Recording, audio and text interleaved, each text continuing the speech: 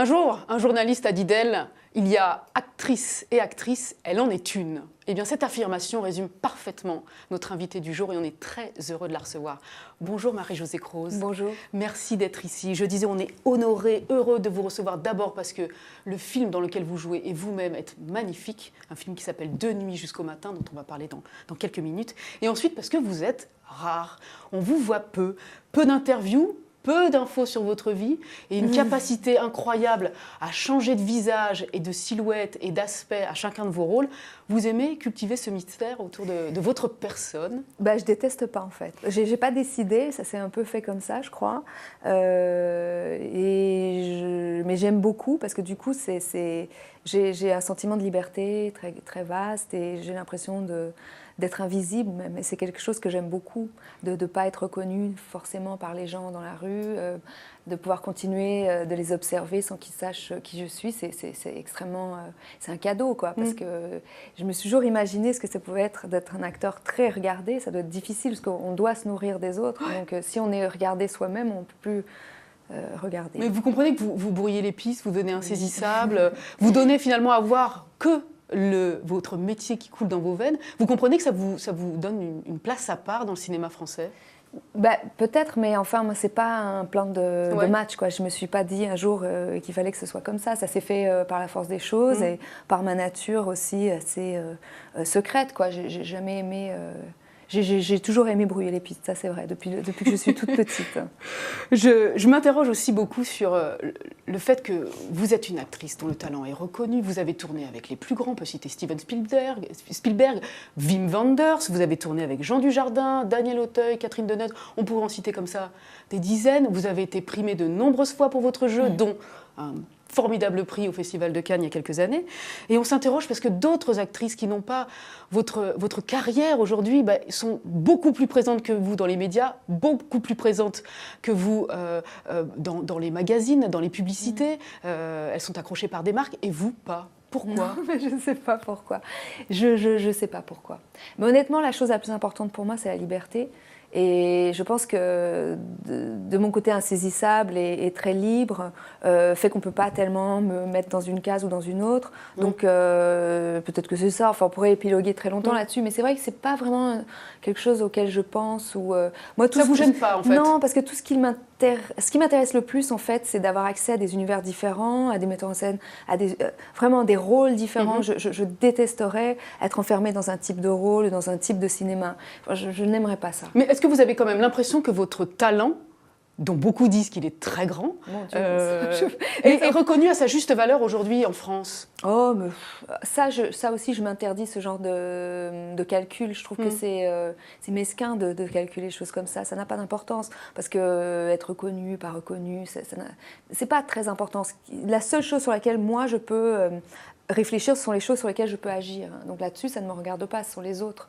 En revanche, quand je travaille, j'y mets tout ce que j'ai, tout mon cœur, et j'y laisse des parties de moi à chacun des rôles que je joue. Et c'est cette honnêteté-là qui est importante pour moi. Et je pense, j'ai la naïveté de penser que quand on est intègre et généreux dans son travail, ça crée un lendemain. Mais peut-être que c'est une utopie et un rêve, mais moi j'y crois. En tout cas, ça se voit à l'écran. C'est peut-être plus ça que du talent, en fait. Parce que le talent, je ne sais même pas ce que c'est. Je ne sais pas. Oui, on le sait chez Mozart. Vous croyez dans la capacité à travailler et à fournir quelque chose par le travail? Pas nécessairement la besogne du travail, mais par l'ouverture et par la générosité, le moment présent, être là. Quoi. Mon métier, ça consiste en ça, essentiellement, je dirais. Alors revenons sur votre actualité. C'est pourquoi vous êtes ici aujourd'hui. Donc c'est ce film qui est vraiment, parce que je l'ai beaucoup aimé, il m'a beaucoup touchée. De nuit jusqu'au matin, qui est réalisé par le Finlandais Mikko Kuparinen. Et je vous propose qu'on en regarde tout de suite d'abord la bande-annonce et on en parle juste après.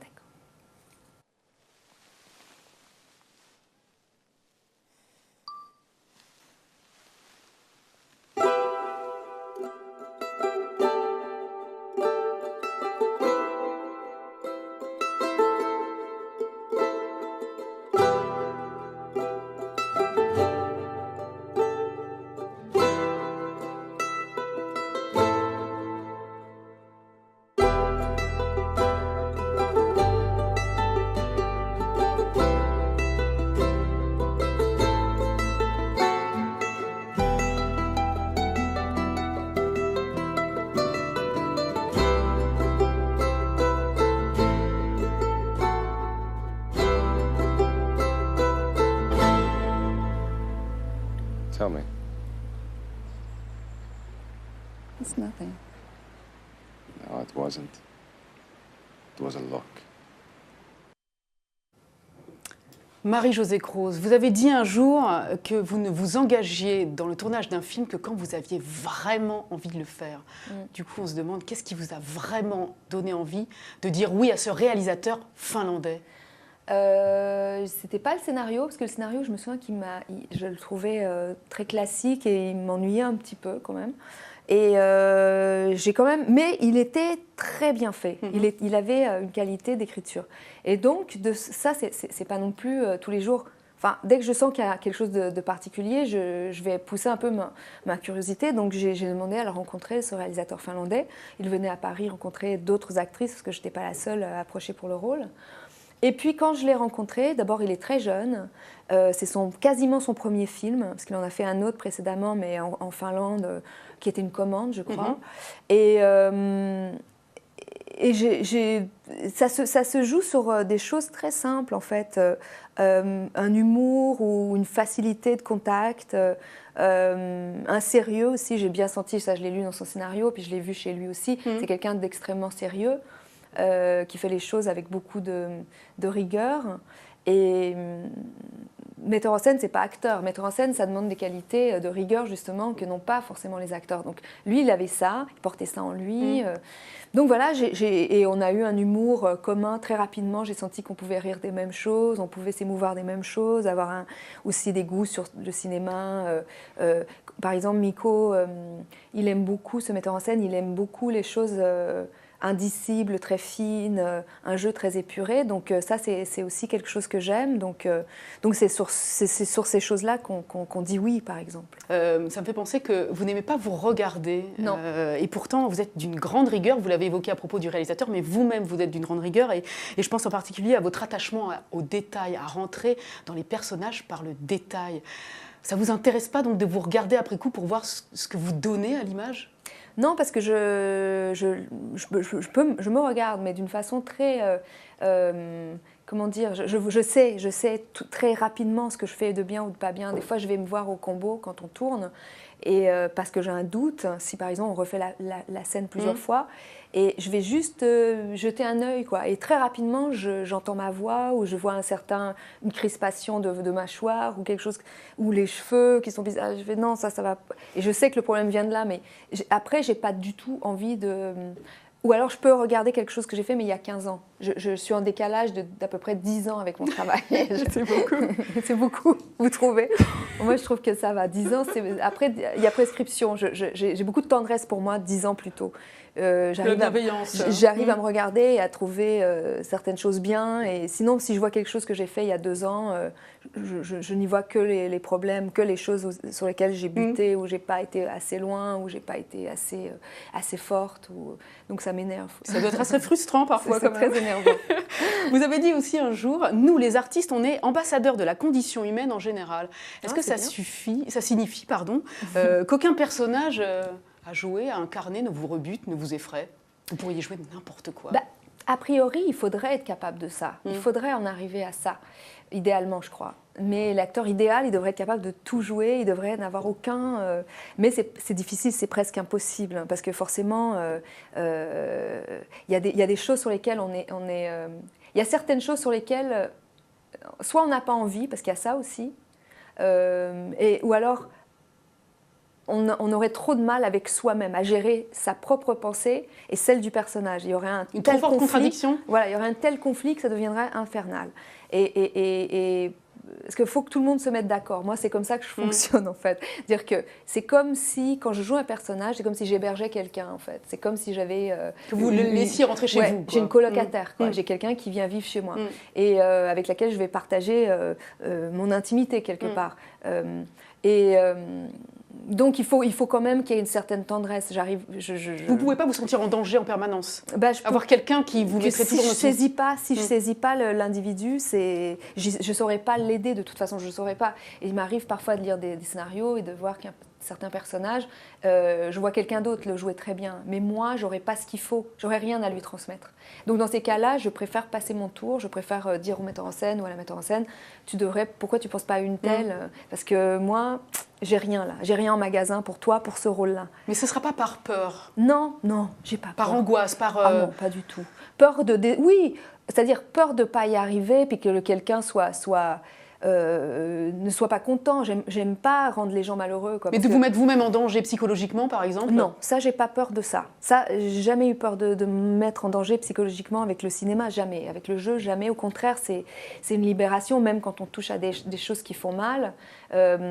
C'est intéressant, quoi. On grandit toujours, hein. On ne perd rien, en fait. Mais ce serait plus d'avoir peur de décevoir quelqu'un et que le mec, il passe à côté, ou que la nana passe à côté de son film à cause de moi, quoi. Ça je le supporterais pas. Ça vous mettrait dans quel état? C'est une responsabilité quand même. Bah, je serais honteuse, quoi. J'aurais honte. Et c'est pas un cadeau à se faire à soi-même ni aux autres, parce que si on a honte, après, c'est le déluge de la confiance en soi. Enfin, pas le déluge, c'est l'amoindrissement de soi-même, c'est le déclin, enfin, c'est pas bien. Et moi, j'aime pas être dans une situation d'échec, quoi, par exemple. Mais pas par orgueil, simplement parce que je pense que c'est contre-productif. On n'est pas à l'école de théâtre. Par exemple, quand on étudie le théâtre, là, on peut se permettre de vraiment faire un truc épouvantable. Oui, mais parce qu'on est en apprentissage. On est en apprentissage. Donc là, oui, on fait des choses où le prof, il vous regarde, il dit « Ouais, bon, ça t'as des croûtes à manger avant de pouvoir jouer ça, par exemple. » Mais là, quand on est professionnel et qu'on accepte un boulot, c'est une responsabilité énorme. On ne peut pas faire n'importe quoi. On ne peut pas arriver, dire qu'on sait le faire et oui, je suis pianiste, oui, je sais faire ça, je sais. Et après, on a le vertige, on a un rôle de quelqu'un qui alpinise. Enfin, non, c'est pas possible. Dans sa capacité physique de faire les choses et psychologique.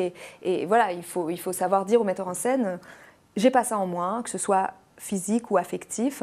Et ça, je saurais rien donner de bien. Et puis voilà, quoi, il faut une. Je ne sais pas si c'est de la rigueur, mais en tout cas, c'est de l'honnêteté intellectuelle. Vous êtes satisfaite, voire heureuse ou fière de votre rôle dans De nuit jusqu'au matin? Ah oui, je suis contente. Je suis contente parce que c'était la première fois depuis très longtemps que j'avais un rôle aussi important, que je suis quasiment dans tous les plans. Dans tous les plans, sauf les plans. Enfin, les plans où quelqu'un me parle, évidemment, je suis.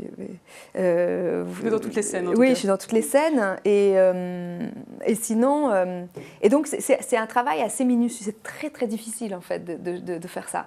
C'est très, très difficile parce que ça se passe en 48 heures. Et donc, on a tourné sur 20 jours. 19 jours, très, très rapide. Les journées étaient très longues.